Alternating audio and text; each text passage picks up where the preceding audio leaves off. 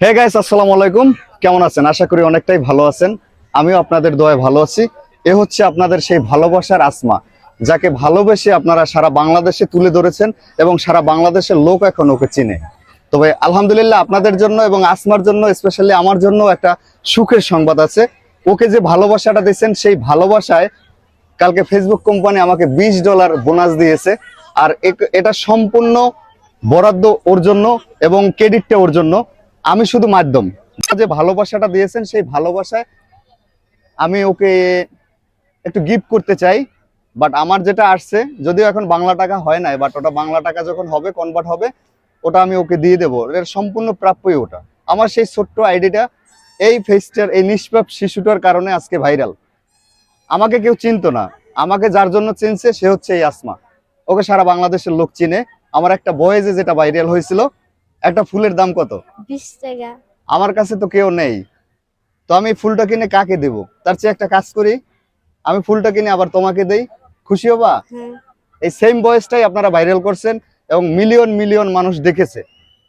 আর ওর ওর কোনো চাওয়া পাওয়া নাই, আমারও স্পেশালি নাই। যে ভালোবাসাটা দিয়েছেন আলহামদুলিল্লাহ, এরকম ভালোবাসা দিয়ে কাছে রাখবেন, পাশে রাখবেন। ছোট্ট মানুষ, কিছু দিতে পারবো না, মানসম্মত ভিডিও দিতে পারবো, এটাই। তোমার কিছু বলার আছে? না। তুমি কি খুশি? হ্যাঁ। অনেক মানুষ তোমাকে নিয়ে প্রশ্ন করে, বিভিন্ন রকম প্রশ্ন। তো পজিটিভ যে প্রশ্নগুলো থাকে, সেটা হচ্ছে যে তোমার মূল নাম কি, সম্পূর্ণ নামটা কি? আসমা। এটাই, মোসাম্মদ আসমা আক্তার। তোমার দেশের বাড়ি কোথায়? নেত্রকোনা। নেত্রকোনা কোন থানা?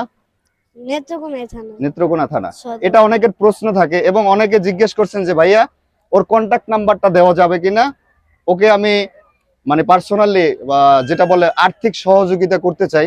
তবে অনলাইনে যেটা হয়, ফেক হয় বেশি। অনেকে নাম্বার নিয়ে মেয়েদের ডিস্টার্ব করে, যেটা আসলে কাম্য না।